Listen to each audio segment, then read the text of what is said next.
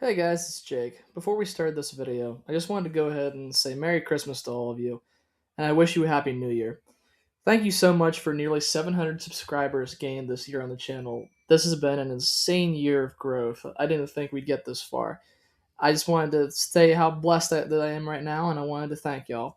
Anyways, with that out of the way, let's get on to the video. Hey y'all, it's Jake Jurassic. You know, it seems to me that these days that everybody is a critic. I mean, I'm guilty of it myself. Look at what I do on this channel. But with how professional film critics critique movies these days, I think it's often hard to get a gauge on what movies are actually good and which are bad, especially in the past 5 years. And at the end of the day, these critics' opinions don't usually end up mattering because a lot of the time, things that they consider terrible or they bomb in their reviews, people often end up loving. I mean, there are several films that fit this criteria, but in my opinion, one that fits it the best and one that I wanted to talk about today is Jurassic World. I think this movie hits the nail right on the head. It's a film in the modern day that gets lost in translation for a lot of people. The critics back in the day bombed this film for being having poor writing and having bad characters.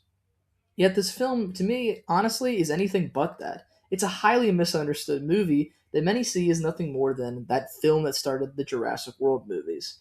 And sure, Fallen Kingdom and Dominion were pretty awful movies, but I don't think they subtract from this first film. This is a franchise that in the modern day is often spat upon. And honestly, if we're being real, it needs a break from having films released in its series. However, that really doesn't go to discredit this film in particular.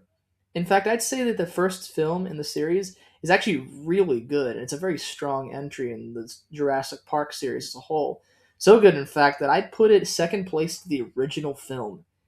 But I'm getting my head of myself a little bit here. Let's go ahead and take a look at this film that, in my opinion, is so misunderstood in the modern day that it's criminal. Jurassic World.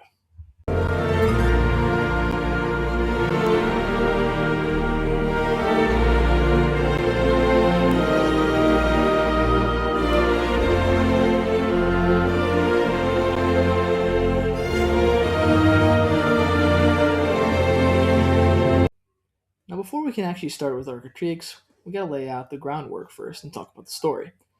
Just a fair warning before I start, there are going to be spoilers in this. But honestly, if you haven't seen this film in the decade that it's been out, then what are you doing? Go watch it and come back to this video. Get a good idea for it before I start critiquing it.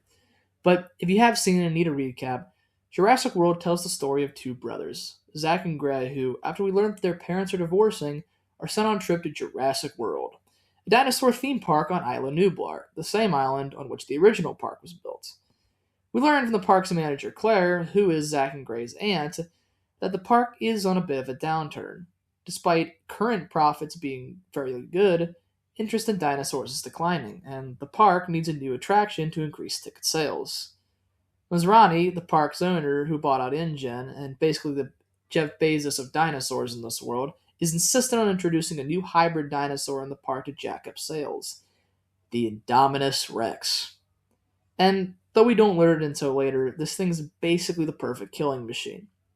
It moves like a velociraptor, camouflages like a chameleon, can change its body temperature to hide from thermal detection, and has the build of a T Rex, among several other features.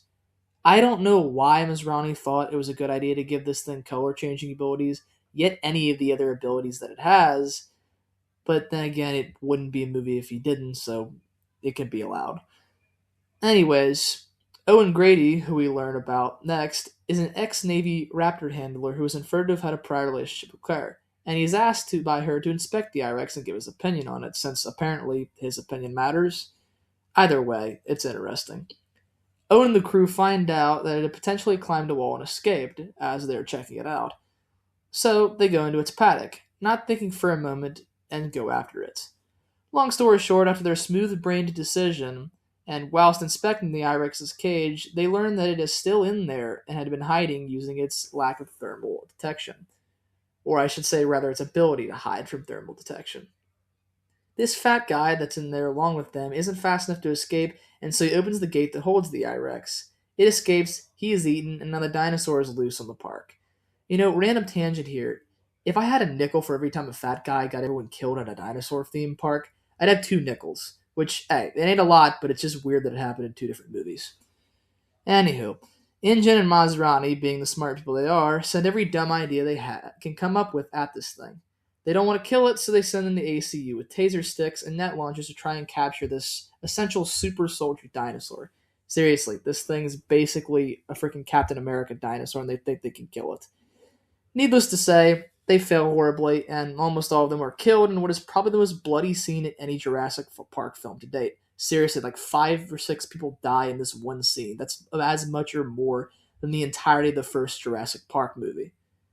They then try and just to kill it after deciding they can't capture it safely, and they attach a machine gun to Maserati's chopper. But the smooth-brained ex-military, I should say, let me emphasize that ex-military ACU soldier doesn't know how to guide his shots and leads the I-Rex directly into the aviary, releasing literally every pteranodon and dimorphodon house inside of it. This causes even more chaos, with the mosasaur even getting involved at one point, eating people. It goes to say, without really saying anything, that this situation is now dire. ACU, now desperate to stop this thing, sends the Raptors and Owen on a motorcycle to, or a farm, I guess, to the jungle, but realistically try and kill the I-Rex. No, but seriously, this scene is freaking awesome. It's so cool that they put it on the poster, and they knew that would get it marketed. I mean, just think about that. It's freaking cool. Anyways, they once again fail and are trapped in a shopping square after they realize that this thing can talk to raptors for some odd reason. I mean, seriously, why would you even give it this ability? And why would you even send these guys out? Freaking tell your soldiers what they need to do. This is ridiculous. Now that they're in dire need of a Hail Mary solution to their problem, and after several hundred people have already been killed, Claire decides, hey, let's release the T-Rex just for craps and giggles. So she releases Rexy, and yeah, the same Rexy from the original Jurassic Park, the one that eats the lawyer and all that. Yet she gets absolutely mauled and is almost killed before Blue, one of Owen's only surviving raptors, leaps in to save the day and distract it. Combining forces in the most unrealistic way possible, the two batter the I-Rex, but it still gets up.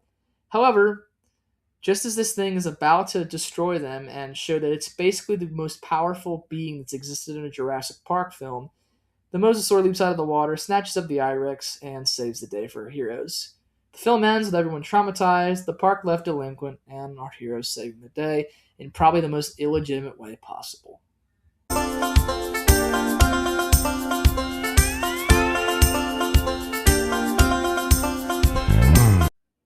It's not a stretch to say that many compare this film to the original Jurassic Park. And honestly, even though it might be considered an unfair take, I think honestly, it's kind of a fair one. Because if we're going to call this film as good as it is, we have to compare these two. And honestly, I think that Jurassic World is a natural continuation of the first film, and is why it's so great. I say this because Jurassic World takes everything that Jurassic Park did and cranks it up in terms of scale. Everything in this movie is bigger. Take the original park, make it bigger. Take the T-Rex, supersize it. Take Alan Grant, or his character at least, and make him an ex-Navy dinosaur trainer. Most of the original cast and set pieces are applied a supersized polish to them. Everything is on a bigger scale. Even the film's name alone, Jurassic World, exudes this, as we went from just a park-sized scale to worldwide in just name. All of this combines to create a film that, like I said, feels like an evolution of the first movie. This increase in size and ferocity feels like a natural step up from the previous movies. This is best case showcased, I should say, in the Indominus Rex. This towering monster of an animal feels like a natural progression of the three previous films' dinosaurs, as we went from one T-Rex in the first film, to two in the second film, to the Spinosaurus in the third movie, and now this apex predator that is a hybrid and has all the best abilities of the originals. It's the mountaintop of what everything evolved to, what everything has gotten to up to this point. It's the Kilimanjaro of these predators. The I-Rex is the peak of what all these animals could be, and especially in a Jurassic Park film. Not to mention that the I-Rex also allows this film to have artistic value, especially. I find this that the best films made have entertainment value as well as artistic value. Take the original Jurassic Park, going back to that. In that film, humanity, represented by InGen, tries to control nature in its reviving of the dinosaurs. However, as Ian Malcolm famously says it, life can and does find a way. Such is true as the dinosaurs escape and, against all odds, begin to breed, defying the limits InGen scientists put on their biology and allowing life to truly find a way. Despite all of what they did, life broke free of its bonds. This artistic value is what makes Jurassic Park a very well rounded film that is able to master both artistic values and entertainment value in one film. Very rarely, I should say, do you see a film master this, and those that do typically find themselves being considered the greatest movies of all time. The same is true for Jurassic World. While it trips itself a bit in writing and a few other minor areas, allowing it to not be one of the best films of all time, it is very strong and provides very great entertainment value as well as artistic value.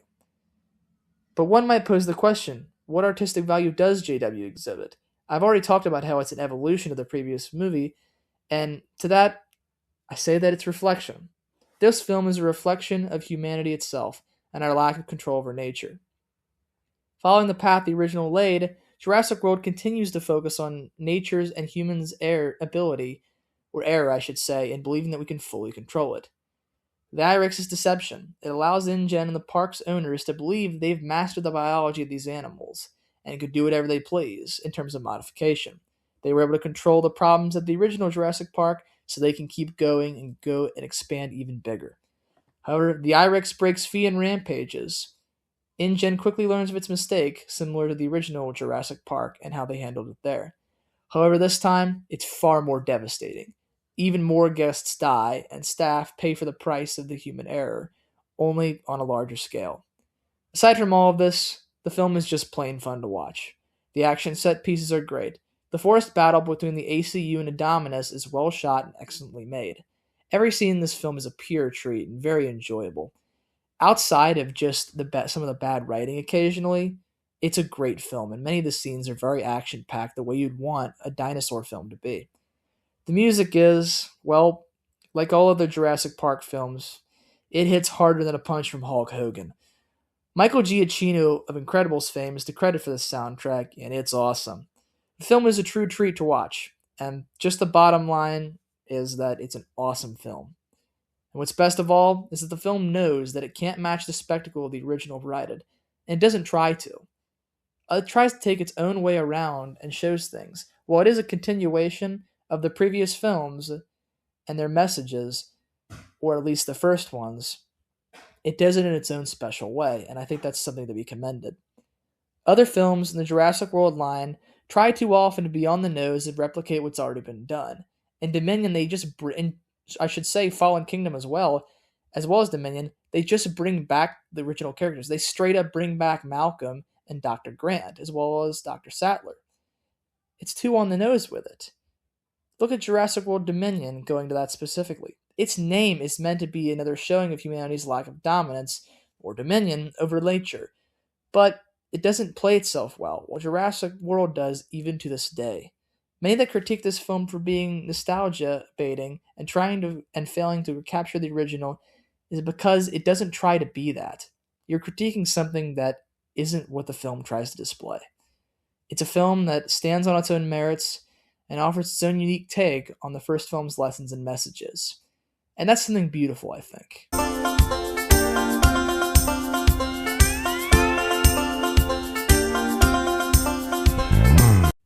So in saying all of this, I don't find Jurassic World to be a bad movie. Far from it, in fact. I think that it is a very grossly misunderstood film that offers its own commentary on human error, as well as being a very enjoyable film. It doesn't copy the original. It doesn't try to be the original. In fact, if you watch it for what it is, it's really good. I could watch this movie over and over again and still not get tired of it. It's a true shame that it was mixed in with the disaster that was 2015 in film, and for that reason, many people just pass it off as another Force Awakens or just trying to copy Jurassic Park, as the Jurassic World movies have been known to try and do, or at least that they have tried to in theme, and that's very unfortunate. Jurassic World is a heavily misunderstood movie that is too often misviewed and called against what it actually is. It's a movie that I would earnestly recommend to any fan of dinosaurs or science fiction in general. It is one of the best science fiction movies ever made, and I will earnestly stand by that. Honestly and truly, it is a really great movie, and I think if you give it a chance, you'd like it as much as I do. So, in saying that, I want to thank you for watching this video. If you like that, give me a thumbs up, maybe give a sub to the channel. We are very close to 1,000, and it'd be cool to hit 1,000 going into the early months of next year. But hey, like I said, I'm happy with what I'm getting so far. Any support is very much appreciated. I want to thank y'all for watching. Have a Merry Christmas and especially a Happy New Year. This is Jay Grassick, signing off.